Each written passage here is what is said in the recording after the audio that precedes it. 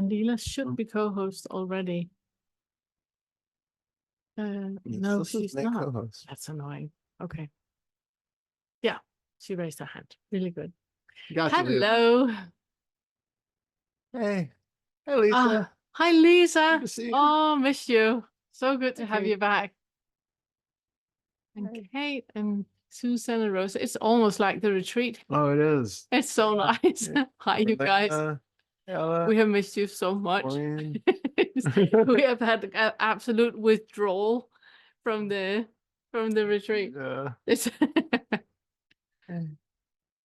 been talking about so how can we get, when can we have the next retreat? How can we make can we make one that lasts a year, like in and off, and then come back with the same group? Can we Thank you, Susan.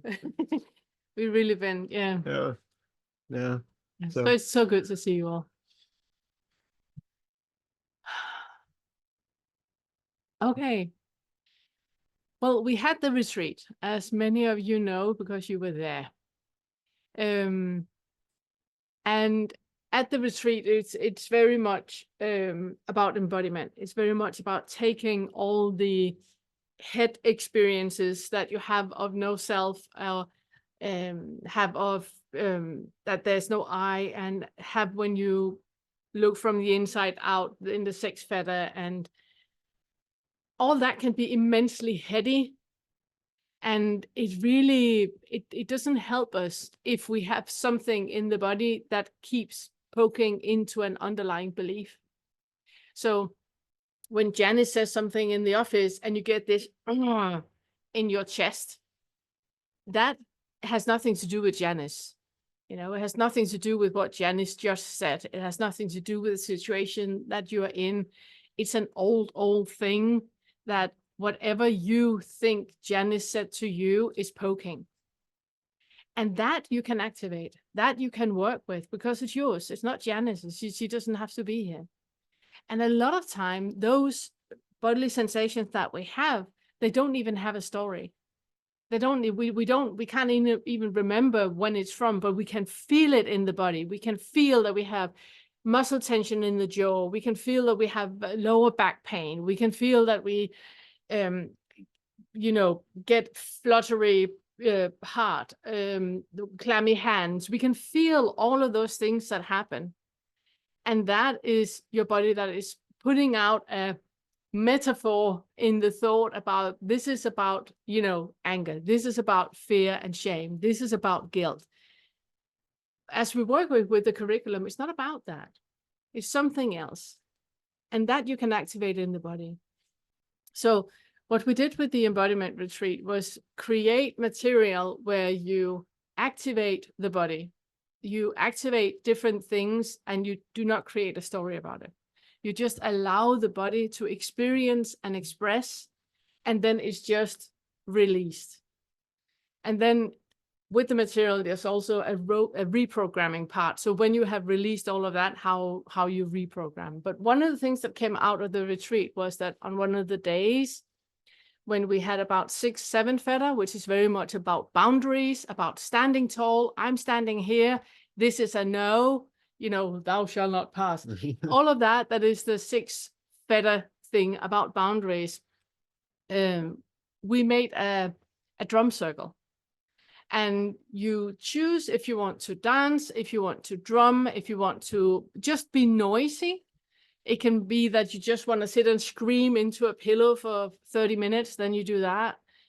Although somebody recommends using a towel instead. Now you know. You can take pots and pans, wooden spoons. You can sit and bang into a pillow if you want that. But it's about allowing the body to express. What works best for me is like airy fairy dance, and then I can feel, oh, there's something there in the lower back, and then I shake it out as good as I can. I stomp my feet, I pump a lot to kind of like, it's where you're standing with your feet a hip width apart, bend your legs, and then you push yourself into the ground. So you kind of like make roots and roots and roots and roots. So instead of tipping upwards, it's pushing yourself down. That's really, really good at general activation of whatever is lying in the corners. I tend to, I think I have a slightly different approach because I Yeah. do that too, but I tend to feel into, for me, there's usually something in here. And so I feel into there, and it's not necessarily attention. It's not necessarily, it's almost like an energetic thing, but you can kind of feel something there, and just placing the attention fully in there. And it's like, if you just let go, the body just starts to move on its own. And it's like, there's something in there that just starts animating things, and the body just does what it needs to do, as long as we're not creating this viewer who's like from the outside looking at myself, judging myself, thinking about That how other was people are seeing me, all of that sort of thing. Exactly. That's the next part about it. Yeah. That when you start to move like that, notice the narrative that comes up. Notice the little critic that is going like, "Oh, you probably look silly. Oh, you can't move like that." Notice that. Who is that? Right now, you're doing an exercise that is activating that judgmental part of you. Be with that. Allow it to be there. Oh, come on, you can dance with me as well. So just, notice that narrative that is coming up all the time, and see if you can be in a body where that is present and move at the same time. So you just allow to have that childlike move that you have, and allow all the voices to come up, and just be in a body where that is present right now, right? At the same time. We recommend that you have something light on. We recommend that you keep your clothes on because you're on camera. But otherwise, when you do it alone, it is sometimes nicer to not have any clothes on when you move like that. Is there anything else? No. After the retreat, Todd, he created the music. He sat down. He was like, I think I would like to make the music, and so he did. So we had a week of drumming, a lot of drumming, and he created this amazing track that is made specifically for what we are doing. So it's that you can go into about the music going. Yeah, well, so effectively it starts, I mean, the nerdy thing is, it starts at like 80 beats per minute, and then it stays there for a bit to kind of get you sort of entrained into the rhythm of it, and it stays fairly, the foundation of it stays essentially the same throughout 30 minutes, but then there are other elements that are constantly changing. But it ramps up to like 100 beats per minute for a while, and it goes up to 15, where it kind of culminates, and then steps back down to 100 and back down to 80. So it's kind of a whole journey of amping up, and then cooling back down afterwards. And you also have different drums to activate different parts of when you move with a certain beat per minute, that there are certain instruments or certain part of the drums that are playing differently. And that's meant for you to be, put a little seed in that is activating you to do a different movement, or think of something else. So it's really allowing everything to come up. And if you have screaming or yelling or sobbing or anything like that, just allow it to be there. It's not something new that suddenly happened. It's something that has been there all along, and you're just creating space for it. Yep. So I'm posting the link for the video in the chat, and you can have that open as well as your Zoom browser, and everybody can just keep their, hold on a second, let me just post this, can keep their microphone off, but hopefully your camera's on. And all of us are going to be muted, so we are going to be muted as well, so there's no delay in the sound, so we are all going to be muted. The track is for 30 minutes. We'll do kind of a countdown of like 3, 2, 1, and then everybody approximately press play. But you need to activate it first, so you get off the advertising, because YouTube has advertising. And then we would prefer if you have the camera on, but that's more so we know that you're okay.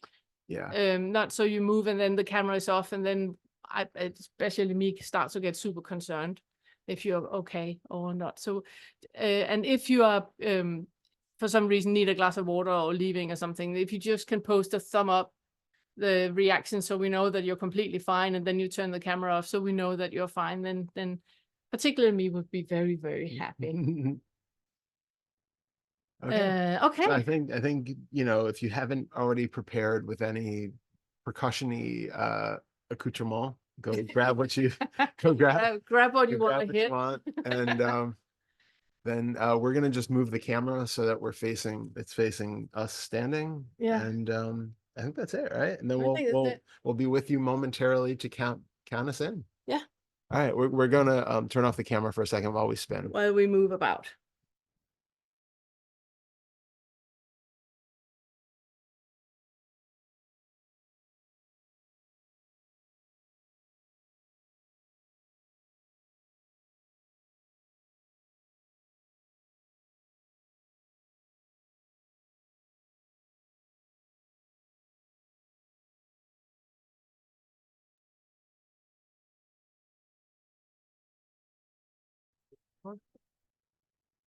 Okay. Yeah. Okay. If you close that, we can see everything. Yeah. This is so exciting. Oh, amazing. The airport. Come on, Irene, be a sport. I'm sure TSA will have no problems with that at all.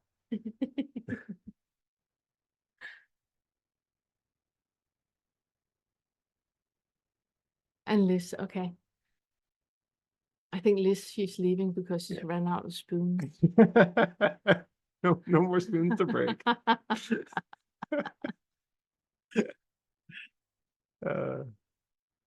Never. Amazing. All right, are we ready? Okay. Yes, you have to mute us. Yep. So, well, we're gonna do a countdown. The and kids then box of intro, that's amazing. Oh, amazing, Hannah. I Amazing. love that so much. All right. Are So you guys ready? let's see, Orlena. Amazing. All right. So going loud in 3, 2, 1.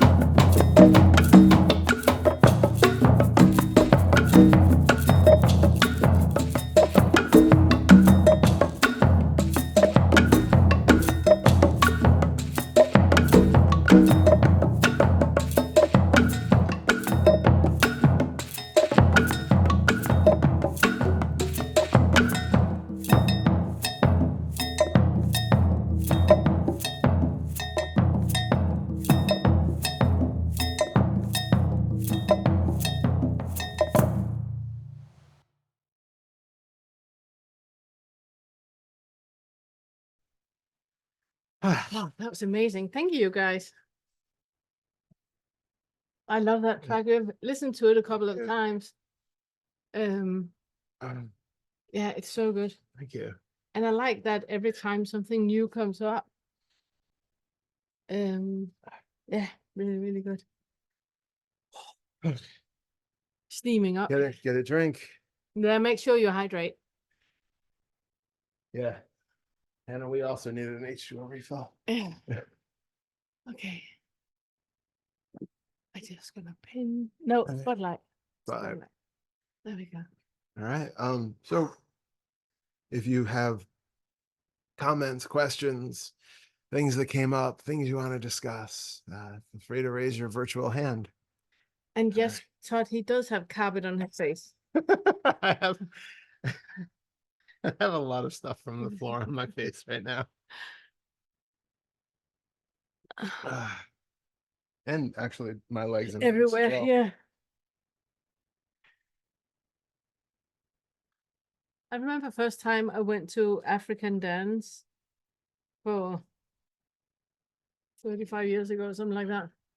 And so many things came up. So many things came up. There was so much about that stumping that just activated so many things. Yeah, I still feel a little queasy. Yeah, you had lots of random movements on the floor. No. Done.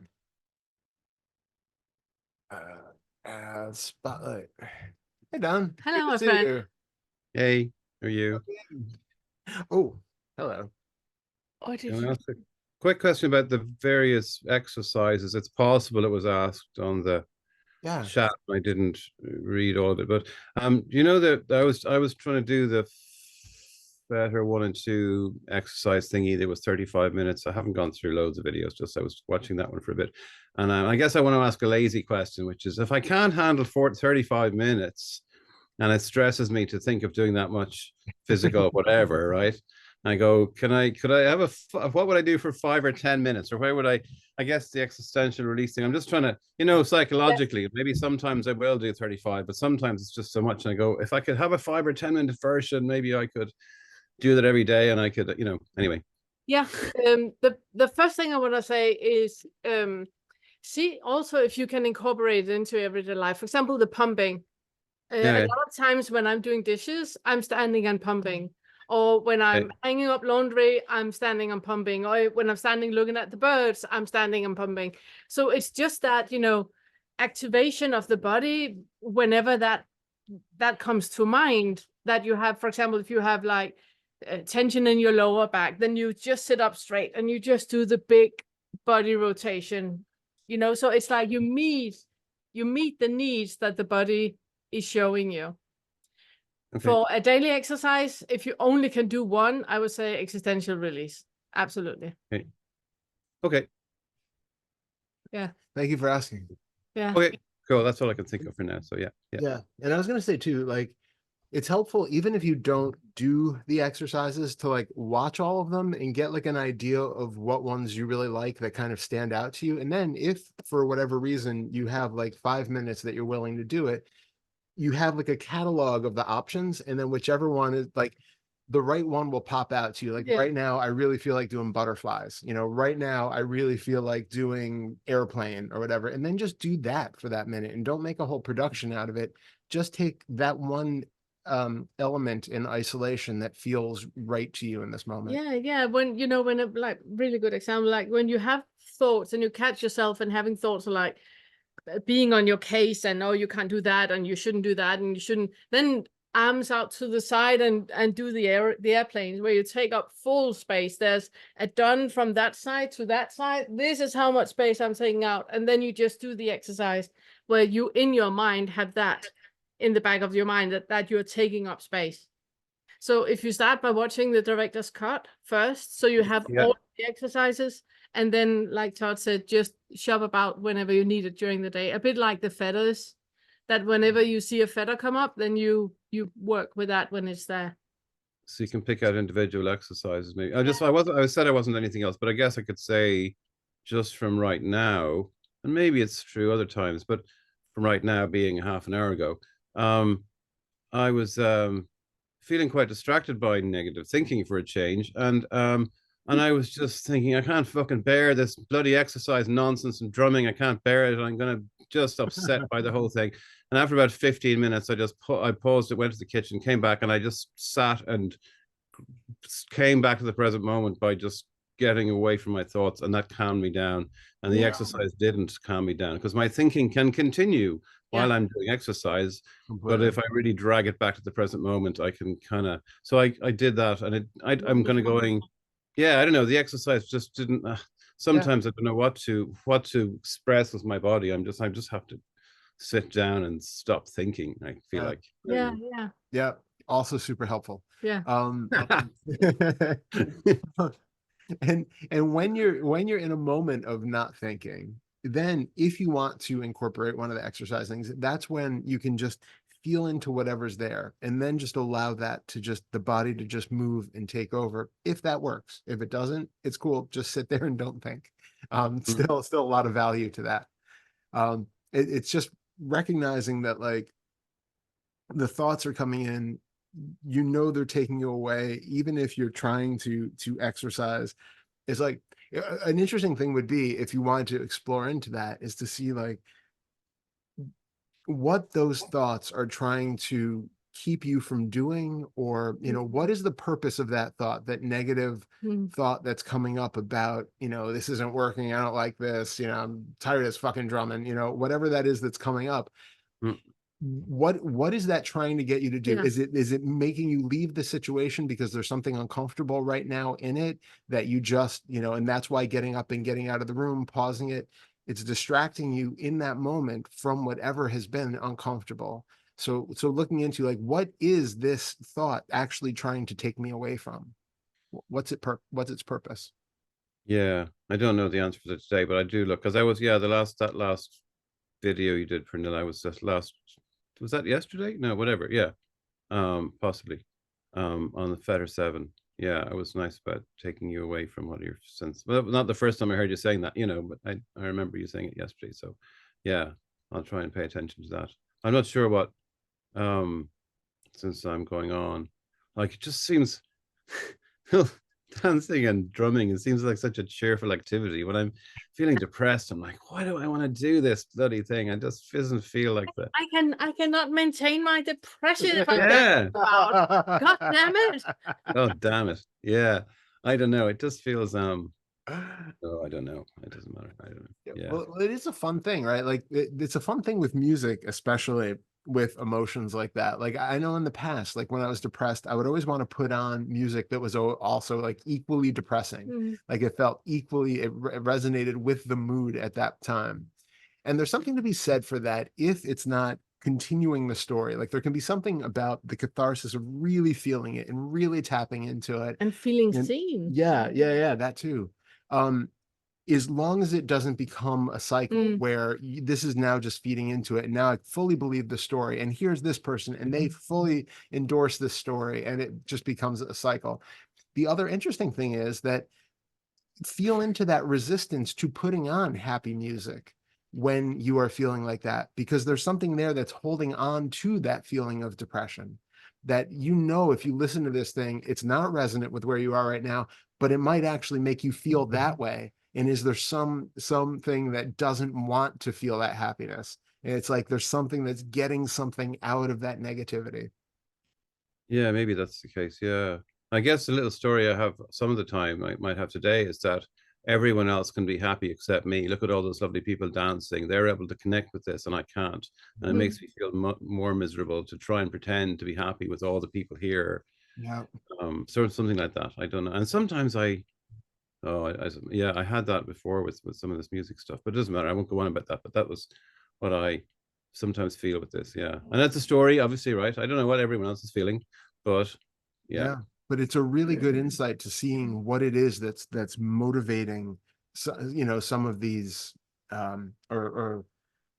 it's a good verbalization of some of these things that are underneath there. That and also, I'm sorry to interrupt, and also again taking that as a metaphor. Yeah. Look how the whole world is happy and I'm not.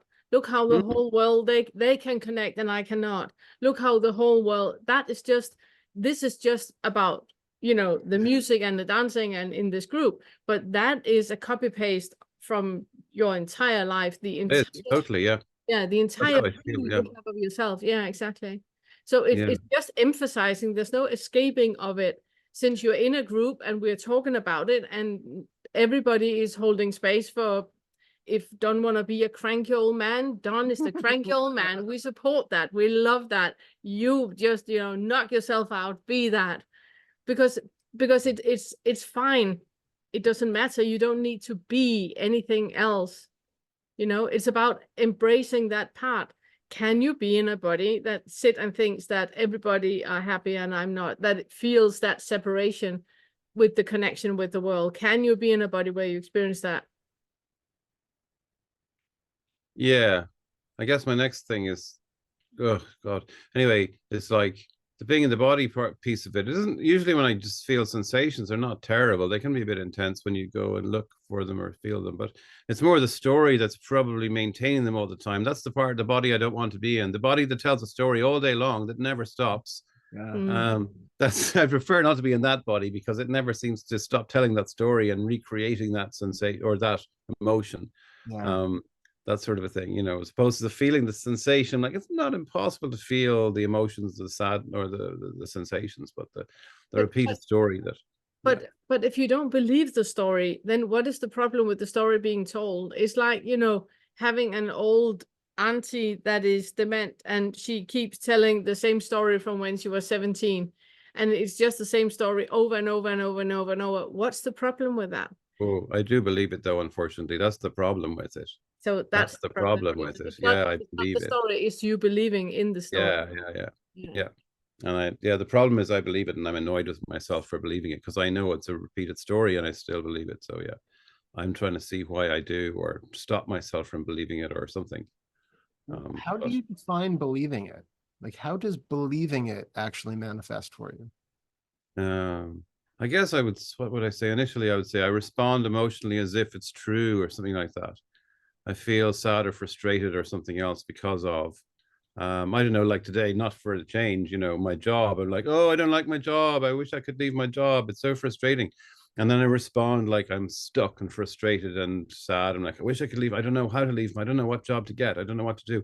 And I feel this frustration that I've been feeling for years and I don't know how to undo because I can't, not good at finding other jobs. So I'm still in the same job. So, and I believe, yeah.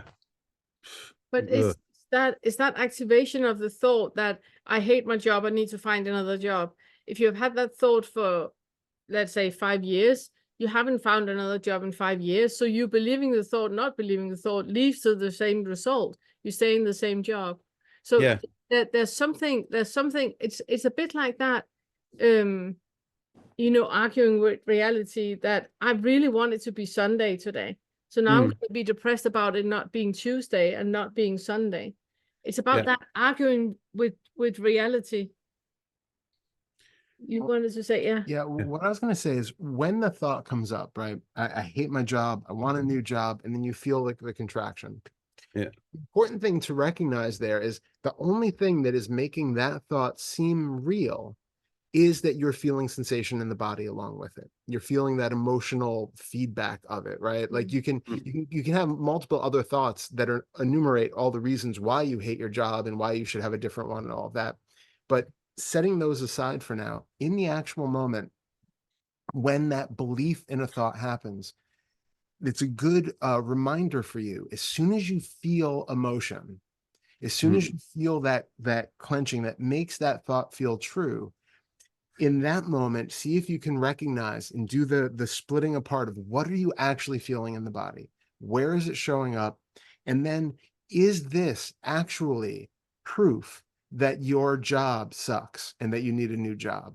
Is this sensation actually in any way related to this concept about a bad job or a good job, or about not being able to be happy whereas everybody else can be happy? It's noticing that there's a thought and then there's just sensation there. And the two of those combined is what's giving you the illusion that there's like a belief, that there's some validity to that thought that needs to be taken seriously.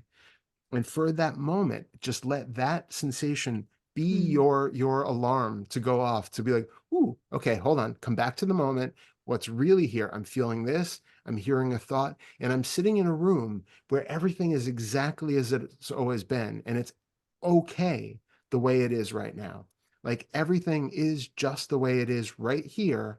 And all those thoughts about possibilities and about I should or I shouldn't, none of those actually exist. All you have right now is a body in a room, some sensations, and then some different thoughts, which are arguing different sides of the same situation, but they're just individual ideas arguing either side of this argument, which should be even more proof to you that there's nobody internal there who has like one viewpoint, who is, you're not arguing with some external person. It's like internal elements or internal thoughts that are just going back and forth against each other. Yep. So coming back into the body, come back into the moment, and recognize that none of that is actually happening right now. Then later on, when things feel more neutral, you can have like, rational consideration about whether or not you actually need to change your job. And then you can come at that from a dispassionate angle where you can come up with ideas and, make lists if you need to. And it's employing thought in a useful way where it has some practical value that's not just a runaway train bulldozing everything in its way. Yeah. Super good. Thank you. That was really spot on. Thank you. Yeah. Great. Thank you. Thank you, Don. It's good seeing you. Different questions, various random questions. Thank you very much. No, thank you so much. All right, Thanks. good luck with it.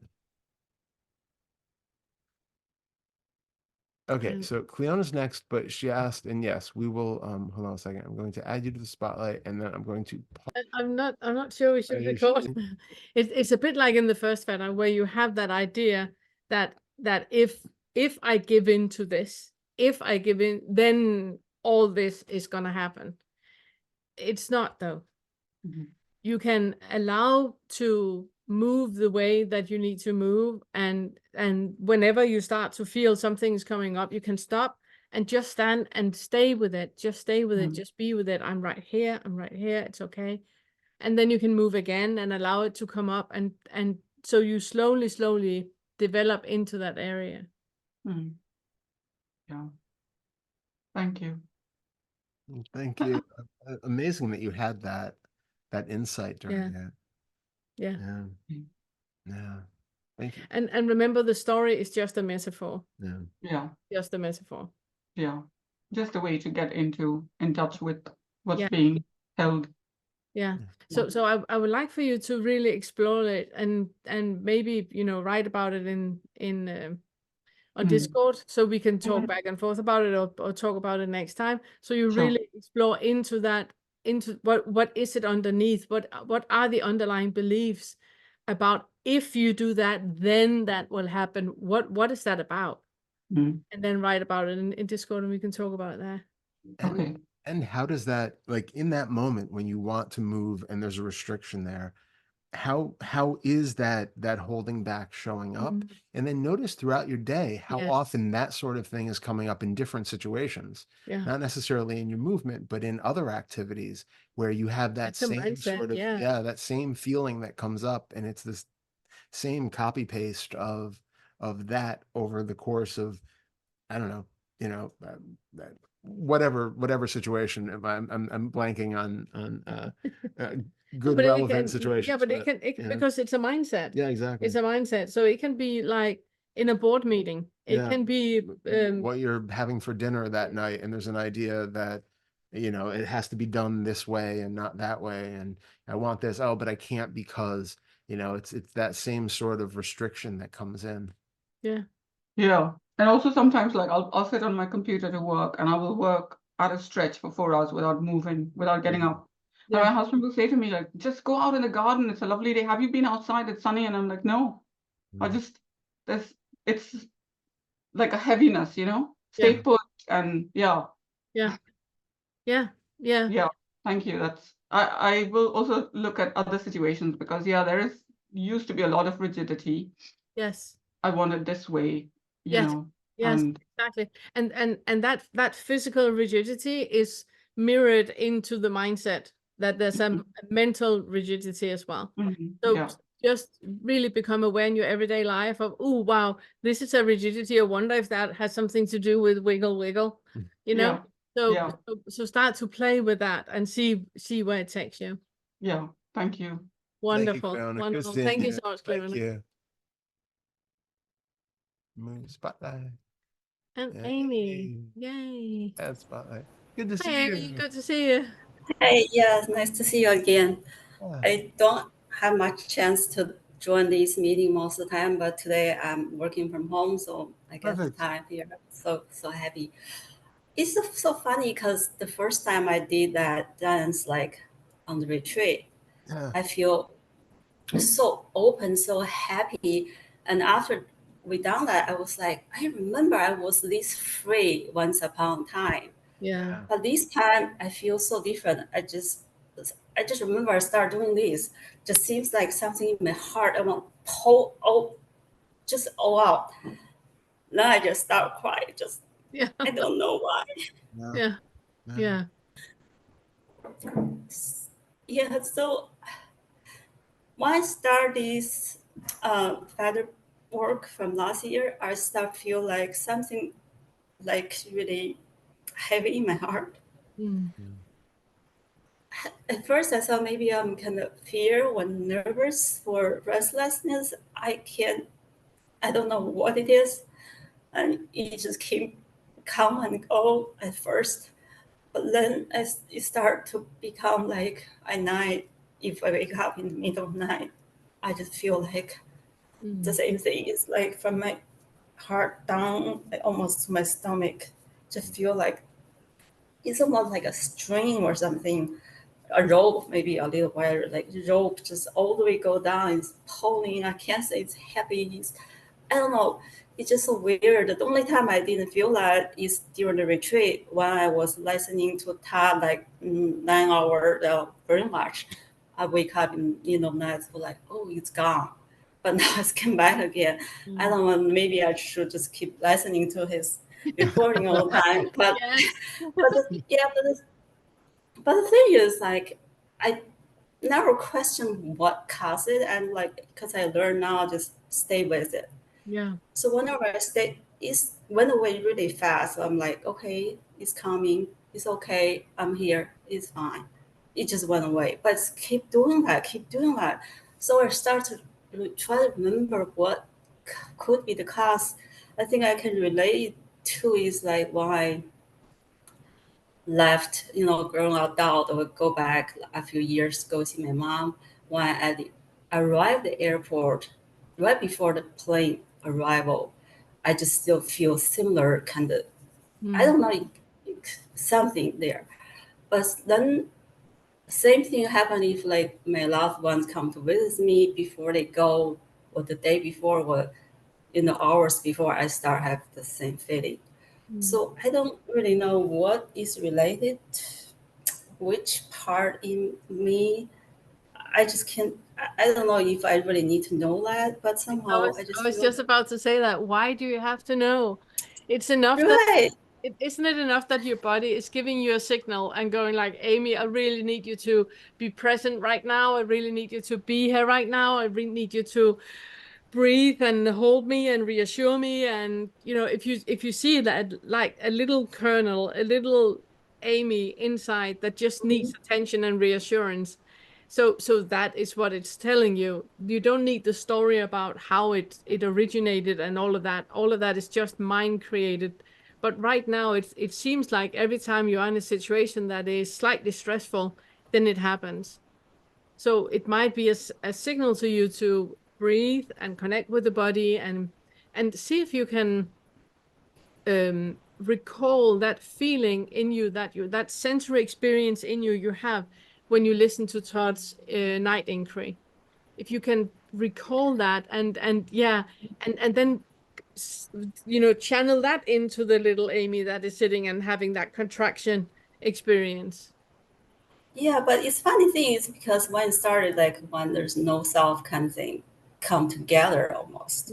So I was like, are they related? Feel like to me it is, because before that I was good.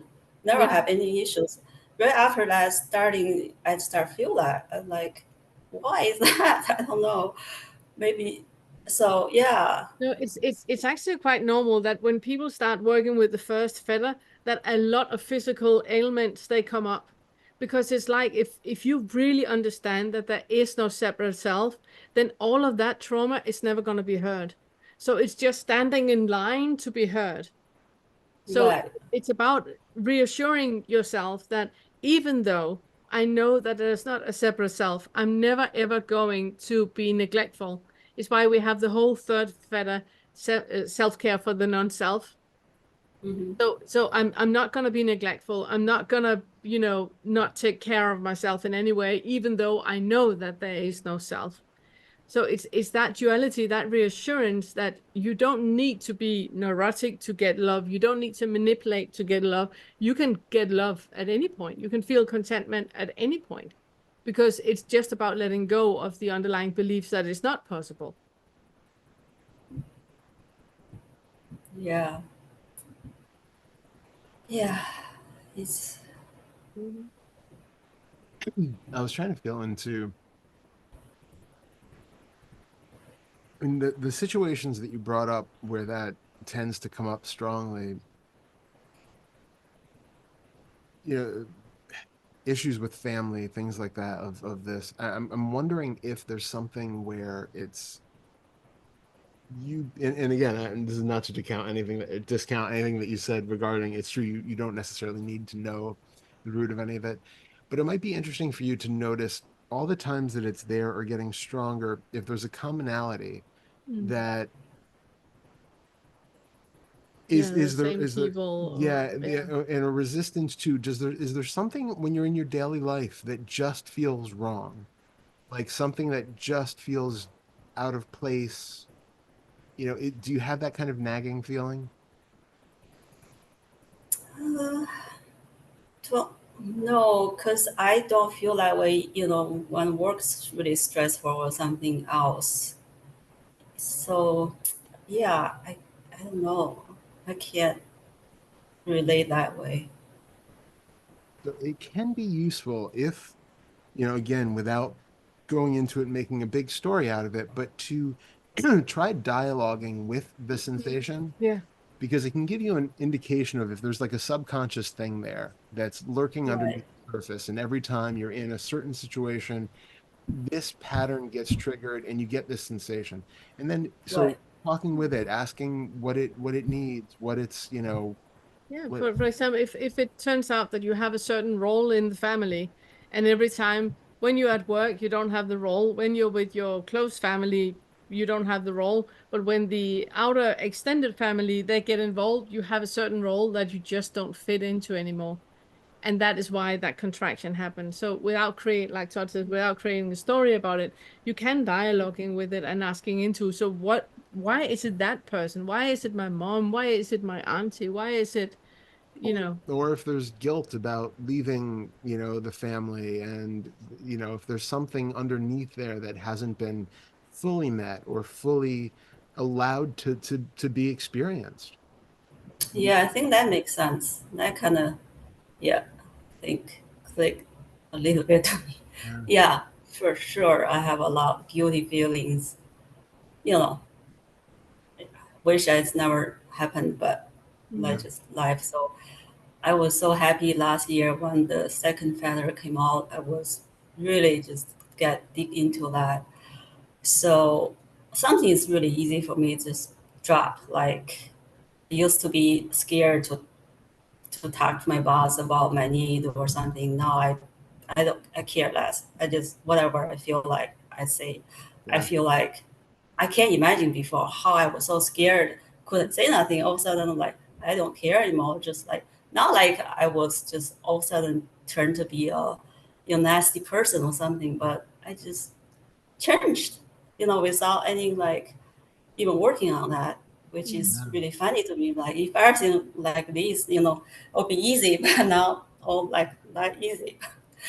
But yeah, there's a lot to work for sure. But I'm just so happy there's a whole bunch really, really heavy stuff I can never be able to face. After the second feather, I was able to face and feel it, and I just learned to just, yeah, just, but it's really thank you to you too, really so helpful. I'm, I can't be here most of the time, but I've been listening to every single recording. I just, all the people's questions just really helpful to me. I'm just so happy, and thank you to everybody here. It's just such a great community. So happy, part of it. So grateful for them. Thank you so much, Amy. Yeah. Thank you. So just get curious about those, and no judgment on if guilt comes up, if there's something there. It's just fully allowing it to be felt and expressed, and it doesn't have to be something that's pushed back into the corner over and over again. It's just really seeing like what is really in there that hasn't been heard sufficiently. Just let that be felt and heard and experienced, and see what happens. Yeah. Sounds good. So maybe I should do more of this drum dancing kind of stuff, because I just so surprised to have different results. I'm like, I should be happy. I don't know what happened. That's not right. Every day is different. Every time you do it, some new experience comes out, and it's whatever is alive in that day. It's basically giving you permission, because most of the time we don't really give ourselves permission to just let go and let the body do its thing and really see what's in there. And it's effectively just an excuse to be able to take a half hour to let the body do what it needs and just see what wants to come out. One day it might be screaming, another day it might be laughing, another day it might be crying, another day it might be just like joyfully, blissfully swinging around. You never know. Great. Yeah. That was really good timing. The 7th Fetter, like Monday, I was like, feel the same way. I'm like, why I believe this stuff? Why some thoughts just seems like so real, so making sense, and make me like, I really need to think about it, because if I don't think about it, I'm going to be in trouble. I need to find solutions. Like, then I'm like, it just take the whole head space. It did nothing else. But just, like I just really great timing. I was like, wow, that's just really good time. So I was so thankful, so happy. Thank you. Thank you. And Amy, I also just before we let you go, I also just want to say thank you for your activity on Discord. Love it so much. Oh yeah, I enjoy everybody there. It's so fun. Really, thank you for you have this for us. Amazing. Thank you. Amazing. Thank you. So good seeing you. Yeah, thanks. Thanks. We have Pixel 6.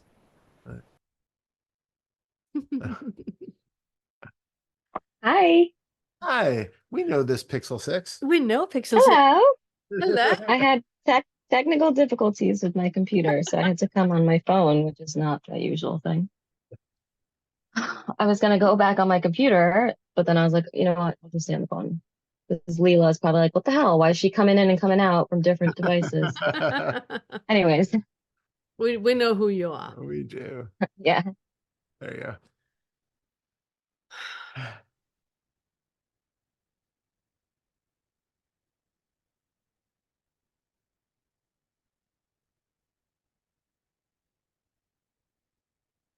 Okay. I've been keeping up with the fasting. It's been great. It's been really great. Only eating from 12 to 7. I do I don't know how many hours, but I eat only from 12 p.m. to 7 p.m. Yeah. And that feels really good. There's something about just even being aware of the sensations of hunger. Yeah. And kind of like enjoying them now a little bit. Yeah. As well as just feeling like not bloated at all, ever. Just feeling like more comfortable in my clothes, they're not as tight. So thanks for that. I also kind of the retreat kind of reset my sugar intake, because since then I haven't really craved it or had it. Awesome. Not that I wouldn't have it if I wanted it, but actually that's a lie. I have been having some coconut sugar in my morning coffee. But even the coffee thing, not having coffee at all during retreat, making you realize how dependent you are on oh, I need that to wake me up, But I realized I was craving more the sweet taste of the coffee that went with the protein pancakes that I eat, that I was craving that. Anyway, it's all fun to look at. But so I've been keeping up with that. And then I've also been, since the retreat, trying to do some of the embodiment exercises in the morning. And I know you told Dawn, like, the existential one, like that's the one that you would recommend. Can you say more about why specifically that one? Because it's like a shortcut into what Todd talked about just before with the drum music that allows the body to express. The existential release is a shortcut to that, because with the movement over the bottom of the spine and the breathing, and you start and you stretch different muscles and you activate all the nerves that is coming out from the spine, and then allowing the body just to take over with the breathing and with the movement. That is a very very short compressed body expression every single day. And no matter how neurotic or whatever you are in your normal life, that will really shake up the foundation of an underlying belief. Okay. Okay. Do you enjoy making it, or do you have issues with it? I do. No, I like it. It's very like sexual, like the there's something like I find myself like, and we talked about this with the maybe with the trauma from my childbirth, but like just a lot of sensation down there.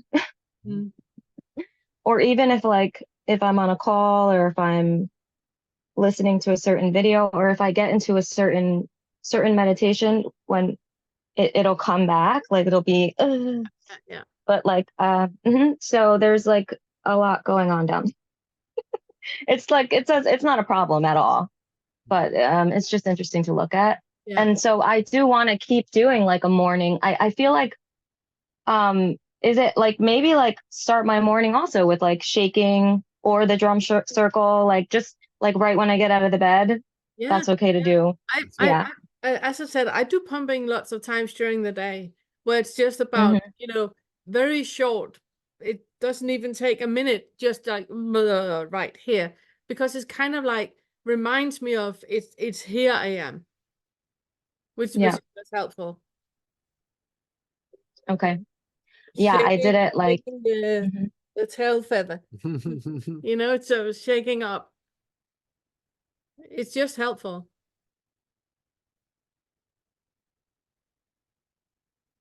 Oh, you muted. You lost your sound.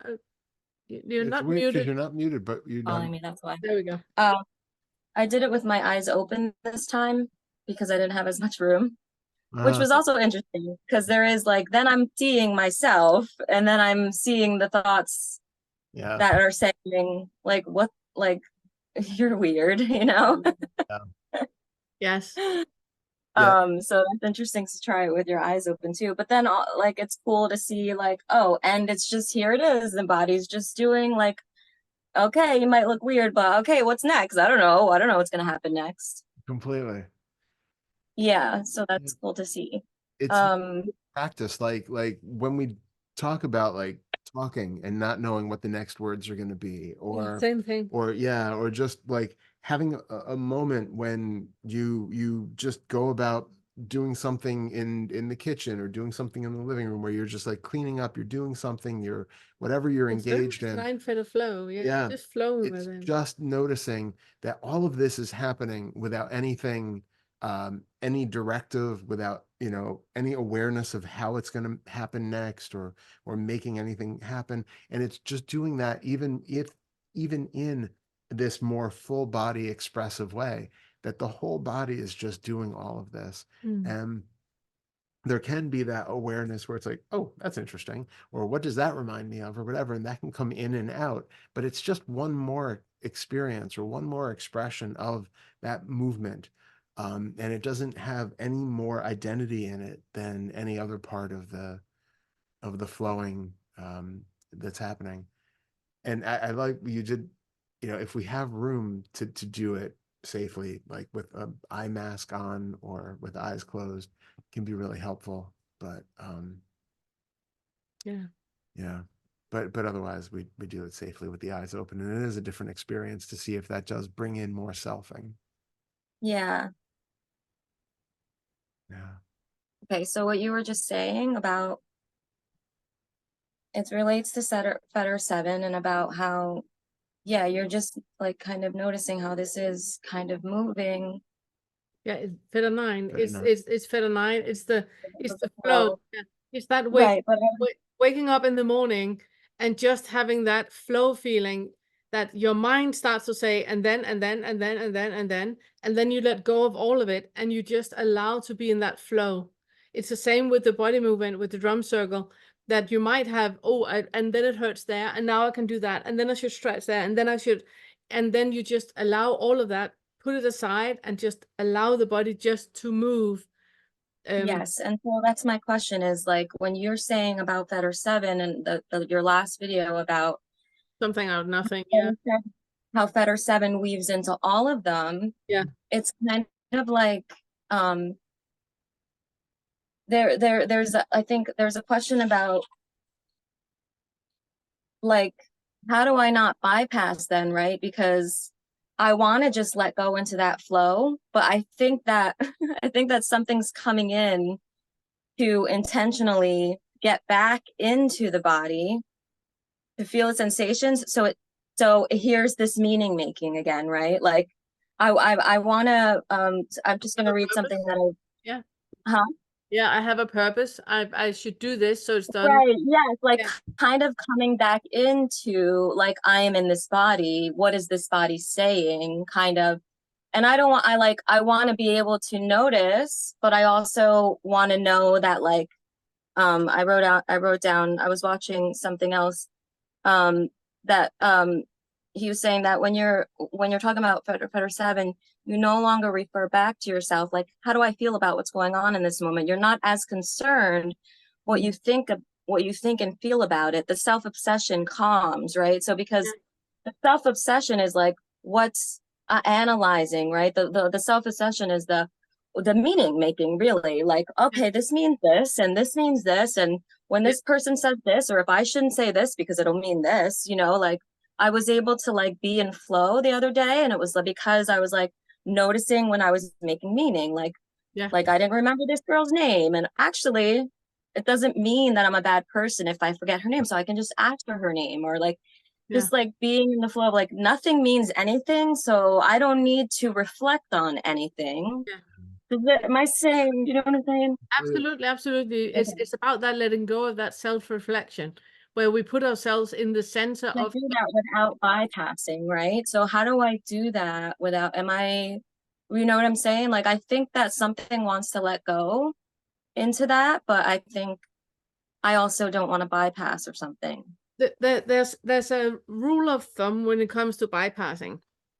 If you allow to feel, then you're not bypassing, because we bypass to avoid feeling. That's why we bypass. So if I can just look at the allow yourself to feel, if you allow yourself to feel, and whatever comes up, it's completely fine. Then you're not. Don't make a story that means anything about it. Okay. Exactly. But there's still like a six fetter thing where like, oh, this body here is saying something.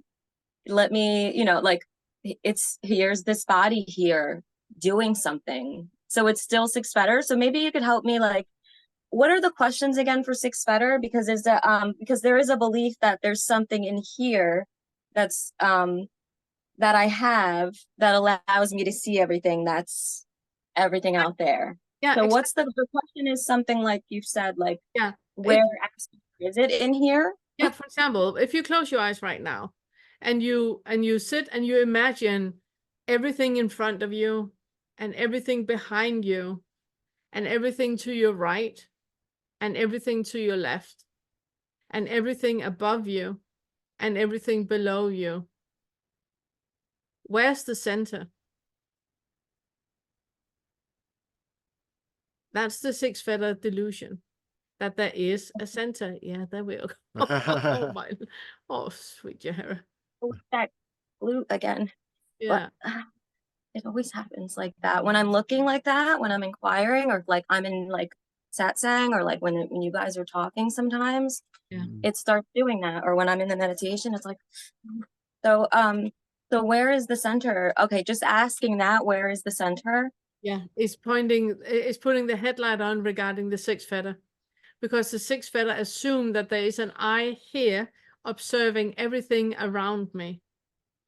Yes. So and it's like, so okay, the sixth fetter headlight is putting on is, where is that center?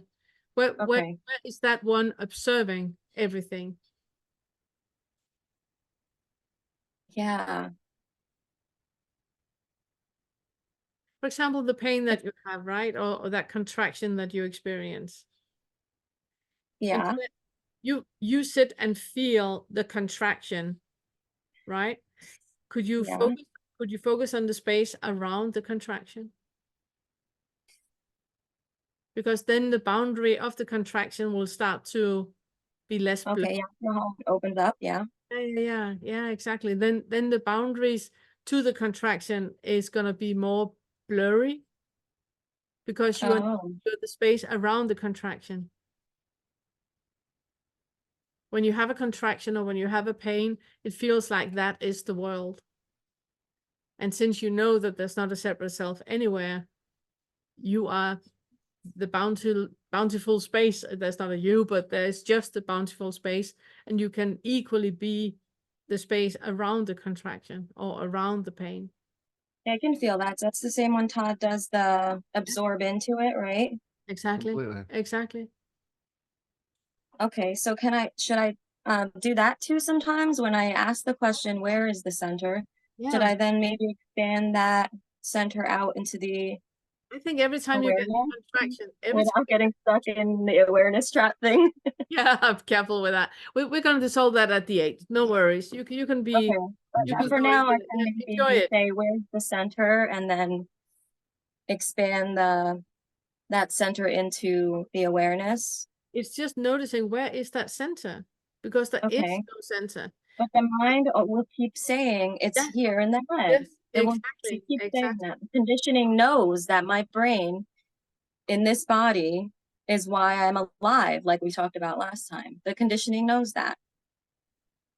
Well, even if we don't have the concept that there's a brain that's in there, I think really why most of this, why most of us feel like we are located somewhere in the head has to do with the fact that the eyes are located at the same, latitude as the ears and the nose and the mouth. Everything, with the exception of the sensations on the skin, that dangle somewhere below it, almost all of our sensory information is coming in this little box. And so it gives us that illusion, if we're navigating the world by sight and sound, it seems like this is the focal point of everything. And because we're tend to be such sight heavy creatures, everywhere that we move our head, it feels like the world is being pulled in here. Like there is a point that everything just draws into, and it's right here. Yes. We hear sounds and they seem to be coming right here.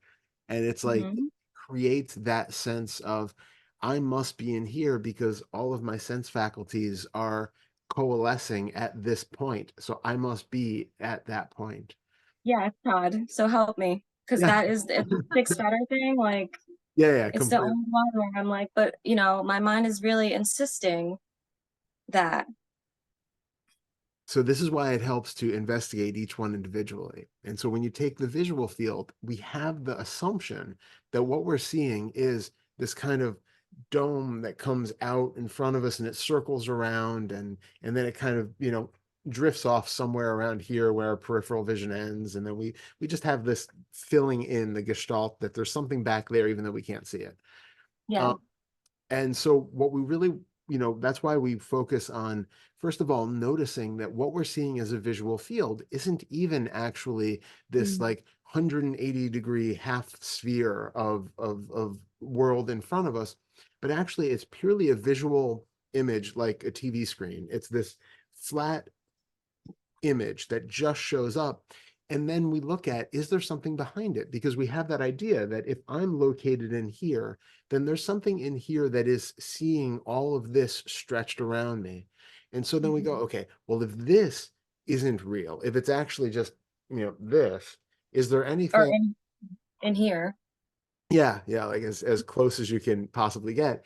Then is there anything, if this is the visual field, is there anything that's looking at the visual field? Is this inside the head? Is there something here that is like viewing it and looking out at it? Or is this the only thing that's there in the visual field? Is it just simply a visual experience with no added little me who has to be seeing it and like turning the head to see more of it? Homunculus, the little, right. Homunculus, it's in there. Yeah, it's just that. And then it's the same thing with the sounds, and that we have this idea that we have these things, all the sounds are coming into this one little point. And then we can recognize that actually, even what sound like very distant, faint sounds out here and very loud, close sounds up here are all actually happening like right at this one point. And then that point, we start to investigate. Is there a hearer separate from the sound itself? Is there just auditory sensation? Or is there something that can be found that's separate from that? And that's why it's just helpful to analyze them sense field by sense field, because they all coalesce into one normally uninvestigated thing that just seems to be a witnesser, a me, something that is separate from everything around it. And then we just recognize that there is just raw experience showing up, just the raw sensations, nothing separate from the sensations. And then the concept of inside and outside comes into question, because we have the idea that I must be inside of something, seeing everything that's out there and hearing everything that's out there. But where is that boundary? Where is that division? If I close my eyes, it gives us the illusion that I'm now trapped inside of something else, but that visual field is still exactly the same. You're seeing a different show on it. This is now dark and it's got little white flutters and pink movement and shadows, things like that. But it's still the exact same visual field that's showing up in the exact same space as what once was a wall and a TV and a computer screen and a microphone and all that. One is just being replaced by the other. And it's why that exercise is so good with the closed eye. Thank you. Yeah. Yes, I know this one, because now this is stuff out here, or this, what I see in this eye is the same distance as this eye. I see that. Exactly. Amazing. And so it's just looking now, does it feel like there is anything in there that is seeing the darkness in one side and the colors and shapes and forms on the other? Or is there anything behind that? I think I'm just scared to let that go. How can it not be? How can there not be? I don't know that. But it's okay, and it's why we are so super supportive of going into that space of being the universe and being energy and being all that, and then we deal with that in the 8th fetter. It's completely fine to rely on that, because it is just a step in the direction where you don't have to be scared, and you don't need to feel that contraction and hold yourself back, and you can just relax into it. And then we take it when it comes. And notice if there's anything else being put on that idea of the witness that's in there. So when you're afraid to let it go, what purpose is it fulfilling for you? Is it because there's a belief that witnesser also is part of a personality? Is there a good point, babe. Thank you. Is there something about who you take yourself to be that is tied in with the idea that there's something seeing the world? Yes, of course. It's just the control. Yeah. It's like, how can I not? It's like, it's too scary to not be in control. Jahera, it's also remembering that there's not going to happen anything. You're not going to lose like that. No, but you're not going to lose anything. Nothing's going to happen.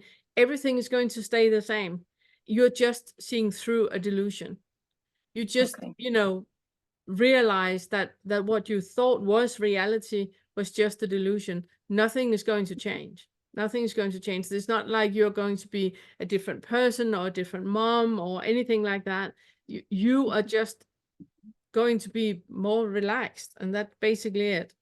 You're not Okay. going to be, It's like, yeah, there's not going to be that control, that need for control anymore, and that's basically it. a metaphor just came to mind. Yeah, go on. Oh, I love your metaphors. It's like if you've always believed that in your closet there was a monster that held all of your clothes. And so far he hasn't attacked you, but there's always a little bit of timidity every time that you go to get your clothes out. But he's been good at holding your clothes, and you're kind of a little bit afraid to rock that boat, because now if he goes away, if it turns out there's no monster there and your clothes are going to fall, he's not going to hand you your clothes when you want them. But, you know, maybe you might also be a little bit less scared if you didn't think that there was a monster in there that maybe had some pretty big fangs. And so it's just realizing that, oh, wait a minute, what I thought was a monster was actually just, you know, a coat hanger. It was just a bar that was holding all the clothes. The clothes are still there. You still get your clothes. You just don't have that fear anymore, because there was never a monster there to begin with. Nothing actually changed in this situation. It was just a misapprehension of what you thought was doing the job of holding your clothes for you. And now it's much less scary because there's nothing there to be feared or live in trepidation of. Okay. Yeah. Okay, that's a good reminder. And then, so one last thing. Hmm. So remember when we were talking about like how thoughts are, you were saying that thoughts are all just post-its of past sensory experiences. Is that what thoughts are? Like every time I have a thought, it can't be a thought about this present moment. It's only a thought about another sensory experience that I've had in the past. It's an interpretation of a feeling that you thought you had in the past. So your dad. Any thought. Yes. So let's say that you were 6 years old and you wanted an ice cream, and your mom said no, and you felt she said no, it's not good for you, and you felt shameful and thought that there was something wrong with you, that you are fat, and that's why you shouldn't have ice cream. So that is the post-it. The real happening was that your mom didn't want you to have an ice cream. She might think it was too close to dinner, but didn't say that. You created a post-it saying, it's something about me. I am the problem and the issue in this. So therefore you then create a little post-it about, is something about you. That feeling of shame is something about me. That post-it is what you're building everything on. It's not the exact experience that you had, but the thoughts you had about the experience. And that is what the post-it is. And that is what we're building our entire life on. So we're building our lives on a thought. What something happened, what we thought happened is what we're building on, not what actually happened. And we can never have a thought that's just a pure, in a vacuum thought. No. Like, no thought arises completely free from any conditioning of any thoughts that have happened before, things that you've heard, things that you've seen, things that have created it. Every thought is conditioned by everything else that has come before. Okay. Okay, I think I got it. Wonderful. So the post-it of one, so that's the post-it is like stuck in the body kind of. And then creating a narrative. Exactly. That contraction you had with, oh, it's my body, it's because I'm fat. It's because that contraction that happened in the body is what you activate when you move with the exercises and with the drum circle and all of that. Yes. Okay. And that's why you suddenly can get those flares of feeling embarrassed or feeling shameful or feeling guilty, or because those are the muscles that are being activated and releasing. Okay. Okay. Thanks, guys. Thank you so much. Good seeing you. You too. Can we just, before we take Debbie, can we just check the chat? Yeah. Be with you in 1 second, Deb.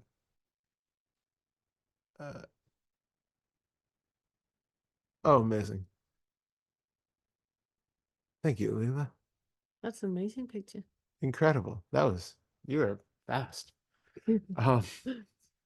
That's amazing. Okay. Yay, Debbie. Hey, Deb. So good to see you. Really, really good to see you here. Nice to see you too. I really only raised my hand to express solidarity with Don. It's only a flip thing, like, because I know he's watching everybody like, ooh, they're all having good times. But like, if so, it did bring out my playful self, and I'm like, you know, something out of nothing. I'm like, oh, I was born in the wrong culture. If I was in a tribal culture, I would be so happy and dancing around and rattles on my feet, and you know, but anyway, you know, storytelling be damned. But there's nothing holding there's nothing holding you back. You can have those routes on your feet. You can I'm thinking about whatever you want. Yeah. Yeah, no, really, honestly, there's an interest there. But if it had been 30 minutes of silent meditation, Dawn, then I would have been you, like, oh my God, I can't stand this. I've got to take the dog out for a walk. Like face melting, restlessness rising. Look at all those calm people. So I just want to express reverse solidarity with you. Love it. So Love it. much. Love that so much. Thank you very much, you guys. It was awesome. So good Love seeing Deb. you. Thank So you. good seeing you. And Sunnie. Yep. Hello. Hi. This is a typical me question. Okay. Because the existential release, for how long am I supposed to do it? Until it stops. Until the body stops. When you start, if you watch the director's cut, you can see that I'm doing it more slow than Todd here is. That Yes, I'm very much about feeling the stretch and feeling the contraction and really feel into the body, and then it's like, you know, things takes over. The way that you move, it's quicker going into that movement, and then you just go into it, which means that we also do it in different lengths always. Yeah. So it's that there's no golden rule to it. It's just when you feel that everything has built and built and built, and you shake everything out, then there's an exhalation and a calm happening, which is just, and then it's done. Yeah. Okay, yeah. Because when you do it in the video, I haven't seen the director's cut. I have seen the first and the second day, the videos, but is it that length, or is that put in there because there had to be other exercises in the video?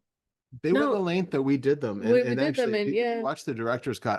Actually have a big release in that one, as I recall. I think that was, I can't there was remember. the tapping that I had the big one in, but I thought there was also in the, I can't remember anymore. yeah, It's so many months ago we made it. It's been like 3 years now.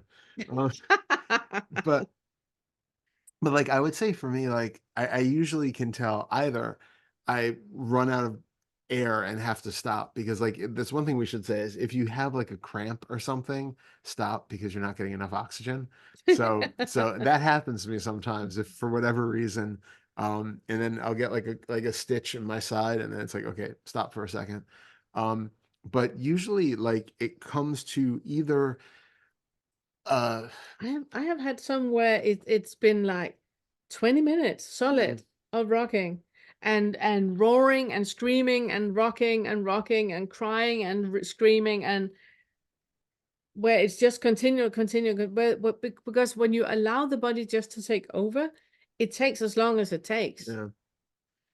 I usually have more of just a straight line up to a peak and then a drop. And it's like, sometimes it's like, you know, bright lights and pressure in the head, and everything just kind of feels like it's getting super, super, super intense. And then it releases. And then the doorbell rings. It's like this, you know, explosion, and then it just stops.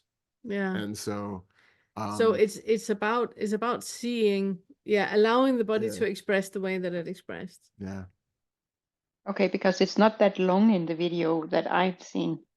So Just I how was long just it takes. wondering. It's Yeah. just how it turned out at that point. Yeah. You can always Okay. pause the video if you're doing it with it. You can always pause the video there and then just take as long as you want, Yeah. and then pick it back up again. Yeah. That way there you Okay. need them to let it be as long as it needs to be. Mm. Yeah. Thank you. Wonderful. Thank Yeah. you. Thank you, Sunnie. Good seeing you. Yeah, so good seeing you. You too. And Leela, that's amazing. It's just you get Creating the so pictures, so fast. great. That's amazing. And then there's Rosie. Hey, Rosie. Hi. We're not coming to the door. Sorry, we're in a meeting. Oh no, you're good. Thank you. Thank you. Hey. Sorry. Somebody was at the door. Yeah, that's okay. It gave me time to get over my nervousness. Formulating thoughts. I wasn't going to ask about the existential release, but since was it Sunnie just brought it up, I tend to go. I see you both going really fast. Eventually, I go slower, but I also my neck gets really tense, so I can't.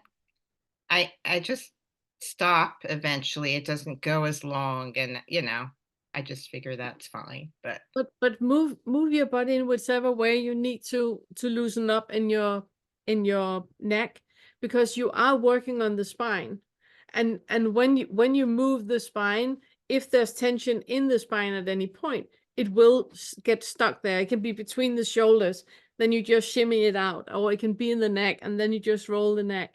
So it is giving signals to all the nerves that are coming out through the spine to relax. So when you feel a tension somewhere, just move into it, so you allow, that tension to be loosened. I thought maybe I'm moving my neck too much, so I just focus on the pelvis a little bit more, but I'll do that. Yeah, move your head in whichever way you need to loosen up in your neck. Right. Because then I stop, so I don't ever get into what it looks like where the body takes over kind of thing. So I'll try doing that. Yeah, good idea. What I wanted to say is how amazed I am at how you just never know what's going to make a shift, or and how everybody's experience is so different, and how amazing this community is to just hear everybody's experiences. And I wanted to share that after the retreat, I just kind of what's the word? It was like withdrawal or something. I just kind of fell into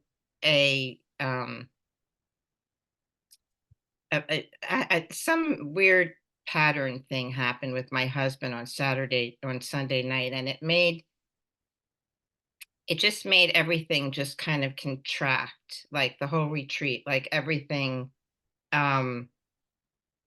I just felt like I just wanted to complain about everything for Monday, Tuesday. I was tired. I had a headache. I just, I don't want to. I can't do this. How, this is too hard.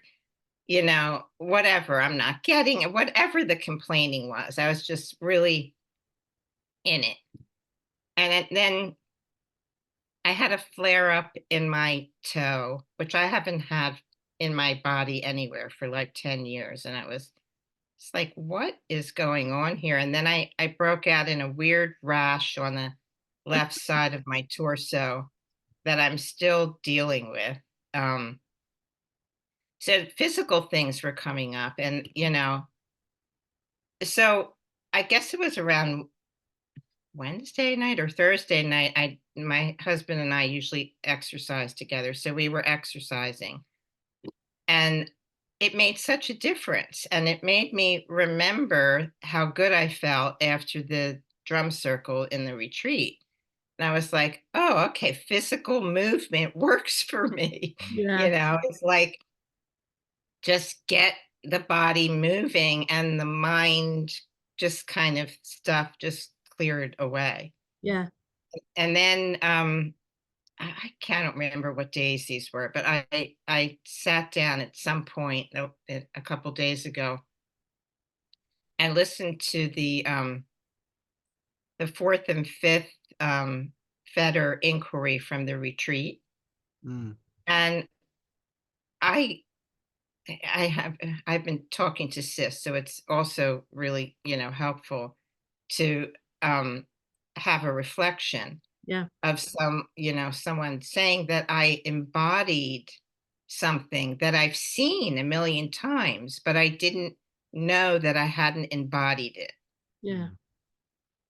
And it's like you don't know what you don't know. It's like even before that, I had watched something from the first Fetter because I just thought, I just want to start all over. I'm just going back to the first Fetter. And that's what people were talking about on Discord, which I appreciated all the talking, but I just couldn't get myself to figure out how to share what was going on. And I couldn't believe how different it sounded to me. I know. I was like, I am not the same person. No. That I was when I listened to this before. I was just totally blown away. Like, oh, I guess I really have seen through self. Yeah. Because when I watched it, I was like, oh, when I got to the second Fetter and you said, if you haven't seen through self, you maybe shouldn't do the ego death, one. And I thought, like, okay, then I'm never going to do, how can I do second Fetter? Because, I'm just going to stay in the first Fetter forever. But it was so eye-opening to see what the difference was. So in that inquiry of the fourth and fifth Fetter, I really got the difference between the sensation in the body and all the fears that I was projecting. And it was just amazing. All the silence was left after that. There was nothing but stillness, simplicity, and contentment. That's all there was. And, after that, we went on the highway to go do something. And I have kind of like phobia in the car sometimes when my husband's driving. And I was feeling the same phobia. It was still there, but I knew the difference. It was like, oh, it was so amazing to see the difference between the sensation, like it had separated. Like there was like, oh, my body's reacting because my mind was projecting, but they're not related. Exactly. And so there's a difference between hearing it and knowing what's true, but actually embodying it. Like that's what Sis said. I embodied it. I felt it in my body.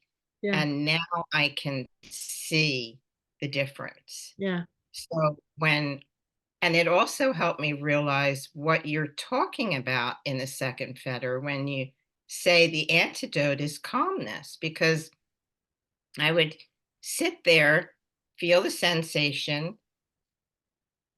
feel like, okay, the antidote is calmness, but nothing seemed to shift when I did that. But now that I have the stillness was so apparent, when I would feel some hurt or, something was going on, I was talking to Sis and she helped me see that I could just absorb that in the silence or bring it up closer to the silence. And then I just sat there and it just dissolved, just like you said it would. I love like, Rosie. oh, it just dissolves. That's what Pernille was talking about. So, but you just never know what's going to work, what's going to create an opening. And then, it's like, so now I feel like I have a new tool to work with, it was there before. I just didn't know how. I don't know. I just didn't know how to put it all together the way I feel like I do now. Amazing. And so I'm just so grateful for all of it. So happy. It's I'm so amazing. happy, Rose. That was a wonderful description. Absolutely. Yeah. That's good shit. Yeah. Yeah. Yeah. Oh, So thank Thank you. you so much. thank you so Thank you much. so much. That was wonderful. Yeah. I really love that. So happy for you too. I mean, Yeah. that's Well, amazing. thank you. It's just amazing to be in a community. I just, I mean, like so many of us are saying, this has been a very lonely journey. And, with community, it's not lonely anymore. So Yeah, it's, I love that everybody is supporting each other on Yeah, Discord yeah. and is really Really, really coming valuable. together Yeah. to share in the hive mind of, Yeah. yeah. And also because it's impossible for us to answer all questions. Yeah. So for us to have Discord and know that there's so many supporters in there. There are the 10 real supporters, and then there are the hundreds that are not real supporters but supporting. So supportive. So supportive. It's really, really nice. Yeah, it's so wonderful. Yeah. Any Yeah. question can be asked. Yeah. Yeah. It's really nice. Thank you It's so so much, good seeing Rosie. you, Thank Rosie. you. Thank you. Thank you. Hugs. Hugs. Thank you. Thank you. And And Leela. lovely Leela.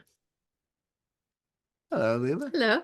Thank you for those images. It's amazing. Just playing around.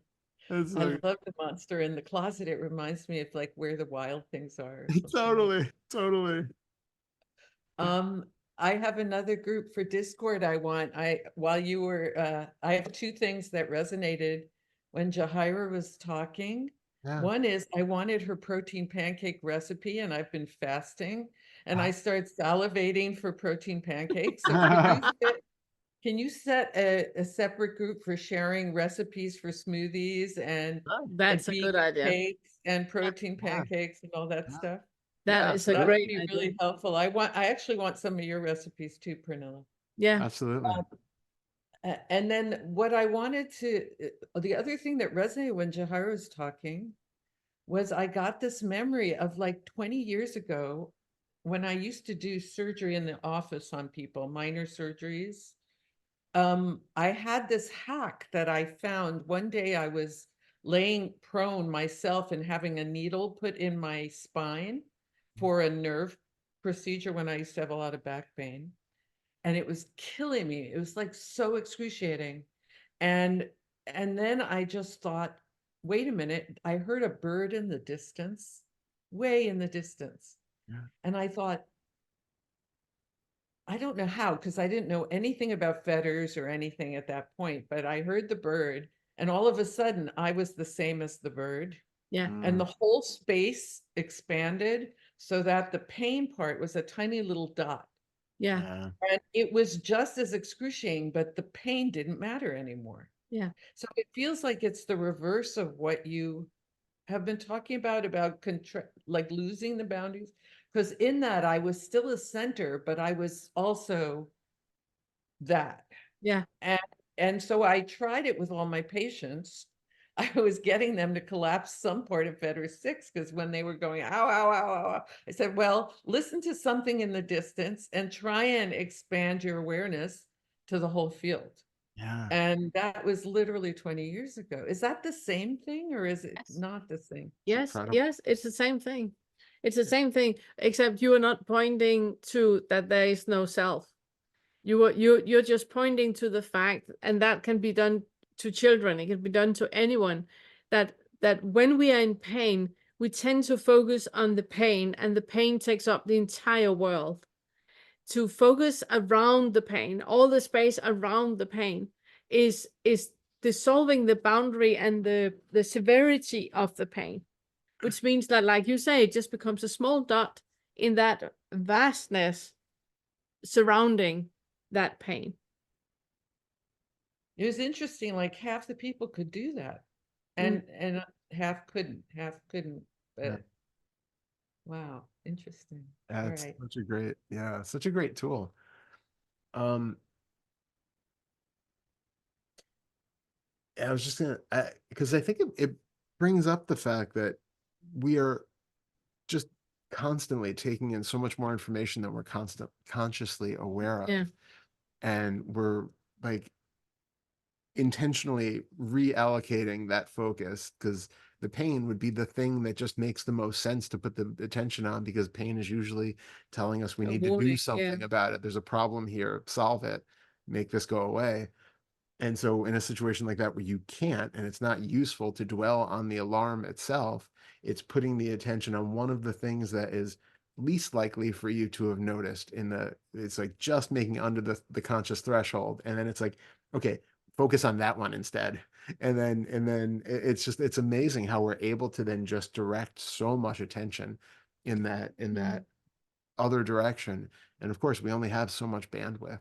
So the pain has And part of the prompt was to tell them what makes the pain more important than the bird. Yeah, exactly. That's so good. I love that. Yeah, I love you Yeah. did that 20 years ago. It's so good. I was trying to get some relief from them squirming around. That was Just really trying to make my life easier. So all right, thank you. that's brilliant. Thank you Thank so you much. so much. Love that. Thank you.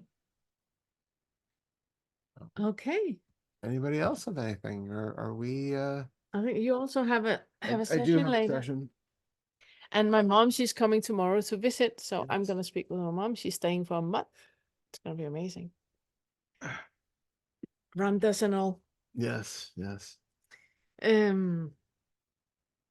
So next time we meet is in In 2 2 weeks weeks. on the 6th. Mhm. And yeah, and that's the last time. No, No, the the 9th. 9th. Sorry, the 9th. And that's the last time before summer holiday. Oh yeah.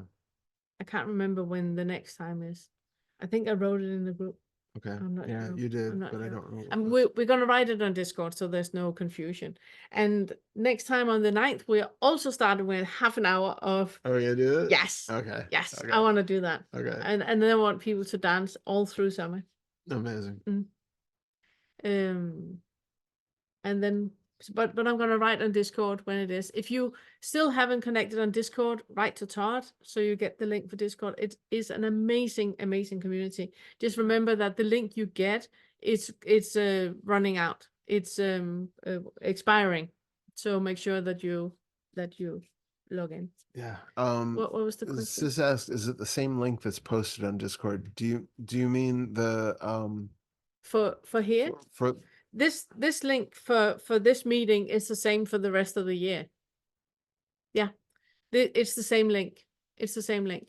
So it's the same link we're posting every time. Yeah. So you can just save this link in your calendar on the 9th, and then you have it. And the Discord link, if that's okay. Yeah. So next meeting. Yep. Same every week. Same one. Yeah. And I just want to say, Christy, is really great to have you here. I saw the comment about it's soothing to see people ask their questions, sometimes multiple questions, and express themselves. I absolutely love this community. I absolutely love that people, ask questions and are vulnerable. And